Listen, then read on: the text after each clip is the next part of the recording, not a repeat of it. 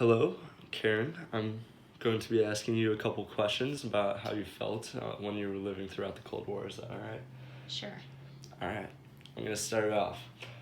What was it like living with the constant threat of war during the Cold War with the Russians? Well, first of all, it wasn't a constant threat. It was probably more just something in the back of your mind and like a presence or a heaviness that maybe you felt, like a underlying fear. And I guess that underlying fear was just all about what will the Russians do. And I would probably say it's very similar to what was happening when the US and Korea were starting to get tensions earlier. I guess that was last year. When all of a sudden you're just all of a sudden nervous about a leader that is unpredictable. And I think with the Cold War, we felt that Gorbachev was unpredictable and they had enough power to possibly strike the United States, and really no other country in the world was threatening except for Russia. And I guess that's just sort of that fear is that someday, the US could actually be a target. Oh, all right. How did you feel about the constant battle between democracy and communism? There were always maybe jokes about commies and communists, but I didn't feel like it was a huge battle because I always felt comfortable that democracy was the most fair and just system. With communism, I think that we just kind of felt sorry for the communists in some ways because they were trying to control a great number of people and it just wasn't working. Probably through my childhood and early adulthood, when the Cold War was going on, you just saw the kind of steady decline of the Russian power and just the kind of lack of resources that they had for their people and how things got poorer, and they just tried to keep shielding and kind of hiding their people from the rest of the world. And when the developing countries and the democratic countries who promoted free speech and entrepreneurism and other things were taking off and the economies were, just growing and expanding and everybody's standard of living was just shooting upward, you saw stock markets and people just making tons of money and lifestyles getting better and just the innovation of products and competing on a world stage with all of the countries that are democratic. Russia was getting less and less, and they were just kind of losing their edge for a lot of the things. So I think that communism, and not only just Russia, because I guess you could throw East Germany in there too with their communism. The standards and the amount of resources that they had for their people just kept getting smaller and smaller. So in a way, I just kind of felt bad for them a bit. What was your reaction to the Cuban Missile Crisis when they moved into Cuba, and how tense it was in that situation? I actually wasn't alive during the Cuban Missile Crisis. I think it was early 60s, or I want to say 62. Does that sound right? I think it was just right before I was born, but it was certainly talked a lot about in school. So it made it very scary, and you kept thinking again, Cuba's a scary place, dictators are scary people, and the fact that people were plotting to try to attack the United States is just a scary thought. So I guess it kind of goes back to the first question that you asked me about the fear, and it just became this underlying fear that I grew up with literally about what could happen if a bomb is pointed at the United States and how would we react to those kind of crises, and just hoping that there is not going to be another one in my lifetime. You talked about how you feared the nuclear bomb dropping on you. Did you ever do drills or practice what would happen if that actually happened? Yeah, I mean, we had drills all the time, just like you would have a tornado drill or a fire drill. We actually had bomb shelter drills. So what you would see around school was the bomb symbol that this was an official bomb shelter. And we would have drills where you go and just hide under your desk and would shield yourself.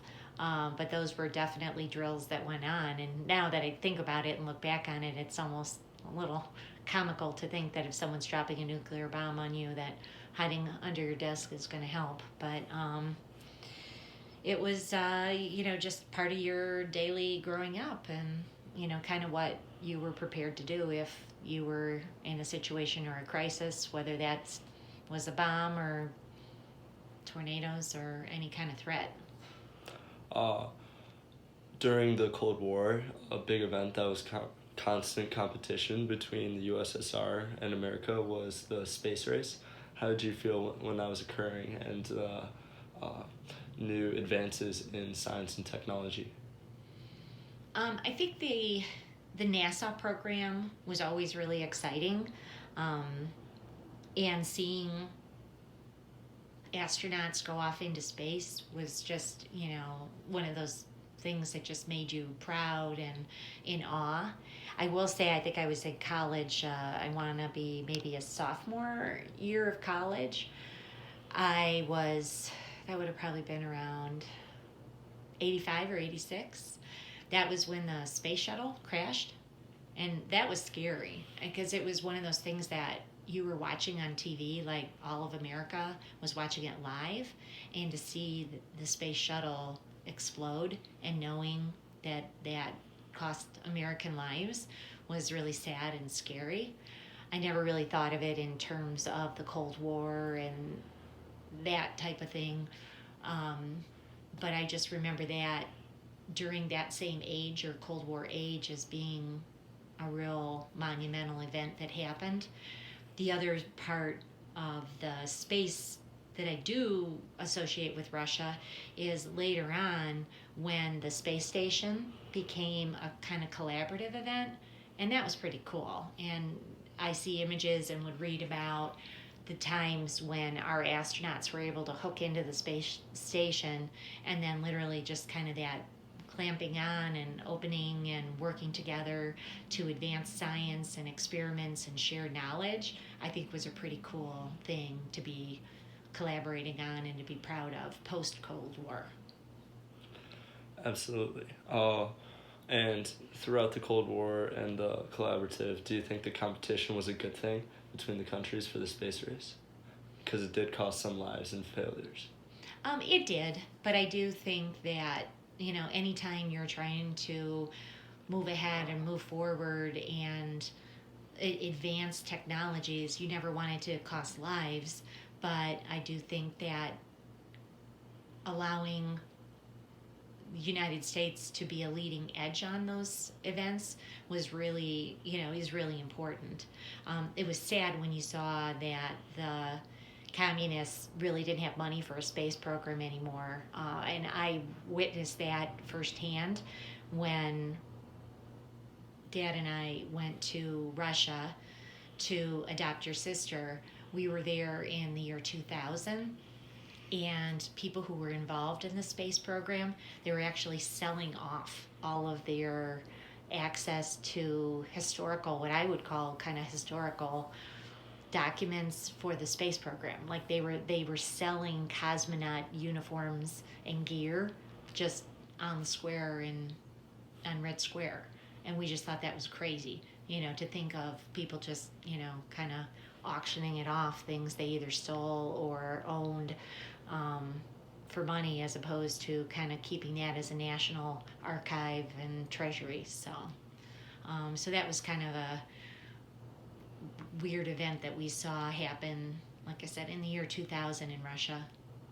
What were your emotions once the Cold War ended? And that's very interesting. When the Cold War ended, I think everybody was excited.